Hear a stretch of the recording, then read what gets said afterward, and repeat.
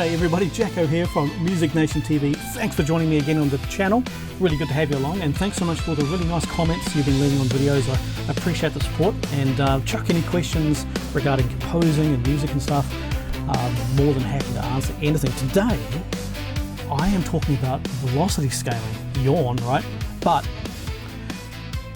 it's apparently, and it's not even apparently, you should really velocity match your keyboard to your sample libraries, right? Because keyboards put out every keyboard puts out a different kind of velocity rating and stuff, and the sample libraries is looking for a kind of dynamic range, and they don't usually match. So it is a good idea to do this, but nobody I know does. What you're effectively doing when you muck with the velocity scaling inside a keyboard, and you've seen these little scales, right? It's usually like a linear scale like this from 0 to 100 in a box, right? And this being the maximum velocity and this being the minimum. This is usually what you get, right? But sometimes you kind of get concave or convex, or you can kind of get different shapes and stuff. What you're effectively doing when you change the scale is just moving the middle point, right? So the middle point's more towards the high end, which means it's easy to hit higher notes, but then you're losing all the bottom end. And vice versa, if you go towards the bottom, so you're getting like softer notes, you now can't hit any of the high ends, right? So it's just like you're just moving the box around. I'm going to show you a really nifty trick inside Reaper, and this is included in Reaper, right? Which is called velocity multiplying, right? It's not new, it's been around for a long time, but it's how you should be using the velocity scaling, right? And it's going to really change your outlook, I hope. So today we are using Lighthouse Piano from Fracture Sounds. This has just been released. It's fantastic software. I've just done a full review on musicnation.co.nz. It should be out in maybe 2 days, so stay tuned for that. But spoiler alert, it's unbelievable. It's particularly handy for today because it's using 6 velocity layers, right? So it's got crazy amount of dynamics, so it responds really well to input from your keyboard.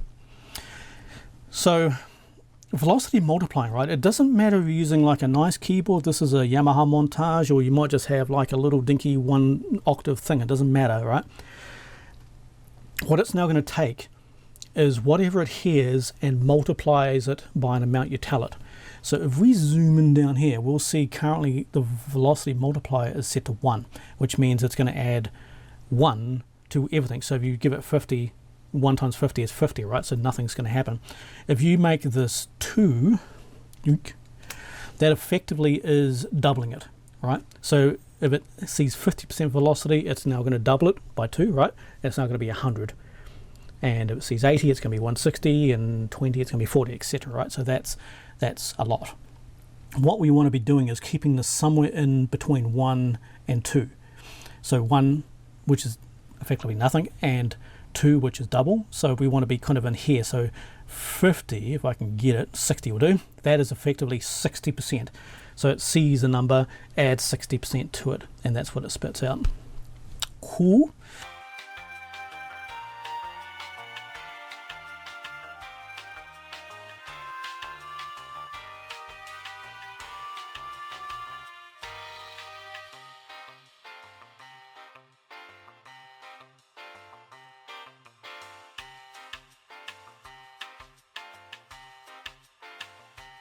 You can ignore these other kind of ones down here mostly. Velocity add means you can add a minimum amount of velocity. In fact, that should be off.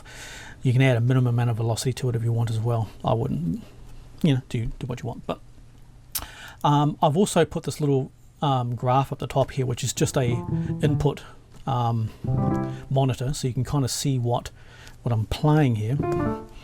And it's a good chance to kind of show you as well how the velocity curves tend to kind of gravitate towards the middle, right? So if I just kind of play like a little bit, if you kind of watch what's going on here, I'll try not to hit my pedal. What's going on here, it's going to move pretty quickly, but you're going to see most of my numbers are probably around about kind of 60 to about 100.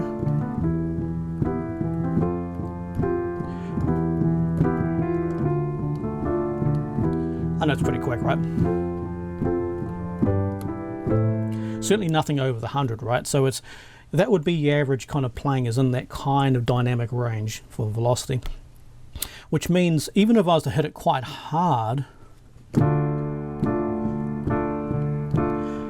I've got aftertouch on, unfortunately. I can't remember how to turn it off.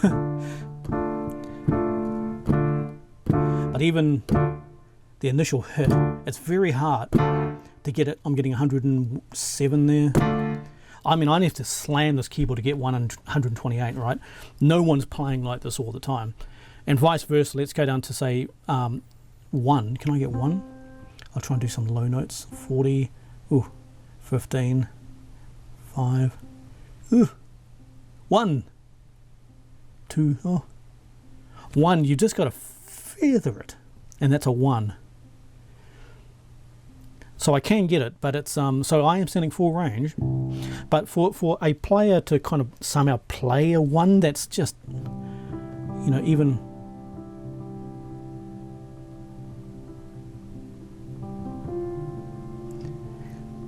there, you know, like what about 20 to 30? That's very, very light. So I'm not getting really anything from 1 to 10 or anything from about 110 to 128, right? They're not really in the normal kind of playing style, short of being really extreme. So what the velocity multiplier is going to do is make sure we get these 4 ranges and send everything to the sample library. So let me just, I've got this set up as a MIDI control here. So if you kind of watch this little box here, this is, I can turn it off and on for my keyboard. So I'm just going to play a little bit and then bring it off and on and randomly so you can hear it. Chuck some headphones on, because it's might be harder to hear, you know, on a laptop or something, but let's have a listen.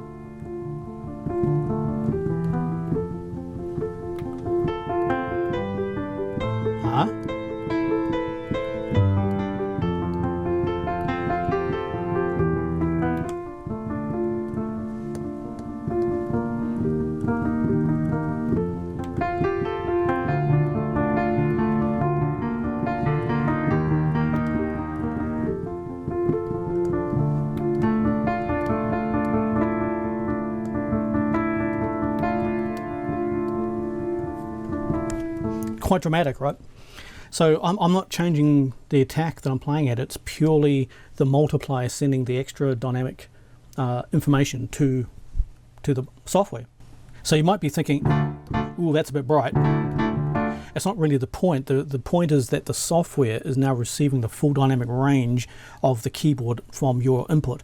So now you can make way better informed decisions about backing off the brightness, mucking with, you know, the various controls on here to kind of get the sound you want, because it's receiving everything from your keyboard. You're not missing out on these extremities, which is, you know, in the Lighthouse Piano particularly, a lot of those kind of the character of this piano, it's like a dual piano. You'll read this in my review, it's really, really nice, but actually happens in the high velocity range, so you need to be in there, you know, to get the juicy stuff, right? And this also works particularly well on lesser instruments. Let me just turn Kontakt off for a second. I use the Reason rack for writing most of the time, and the ID8 piano. It might sound a little naff, but I quite like it actually. It's because it's quite cutty.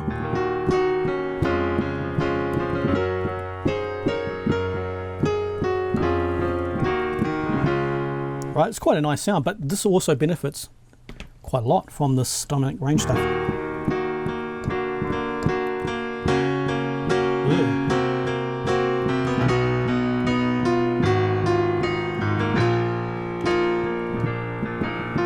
So that's obviously a little bit much for that 1.6.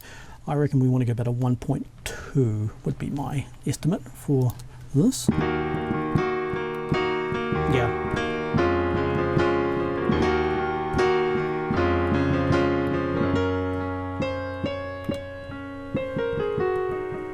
See, it's still...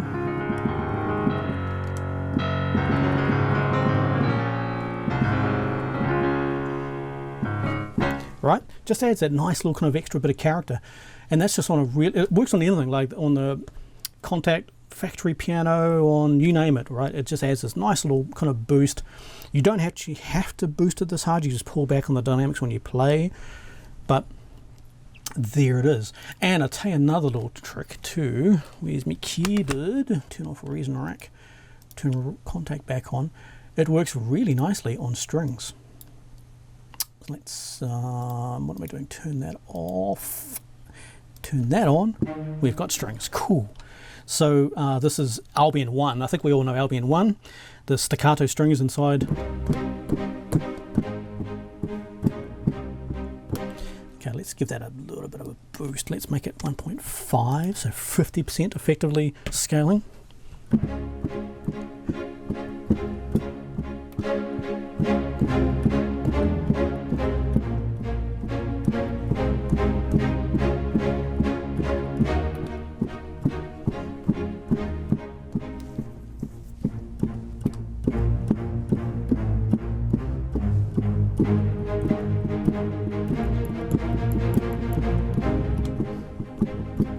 Quite dramatic, right?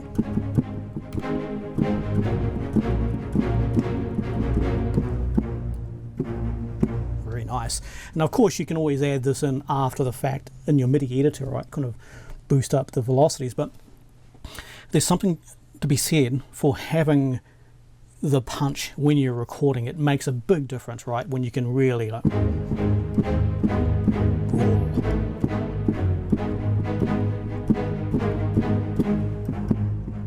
Let's turn on the ostinatum. That's quite nice. Yeah.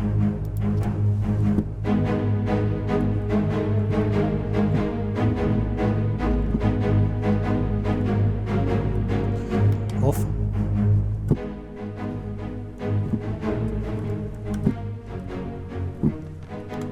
On.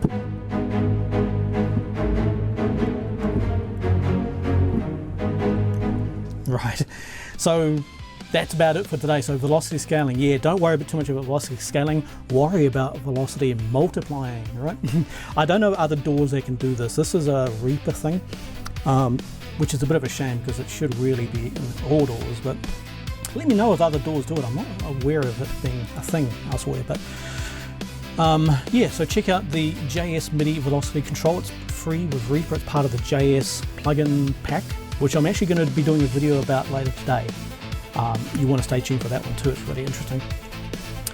And there we go, supercharge your piano and your string libraries and anything that uses velocity, right? So there we go, I hope that's kind of helped you out today. So thanks for watching. This has been Jacko from Music Nation TV, and we'll see you on the next video. Cheers, bye.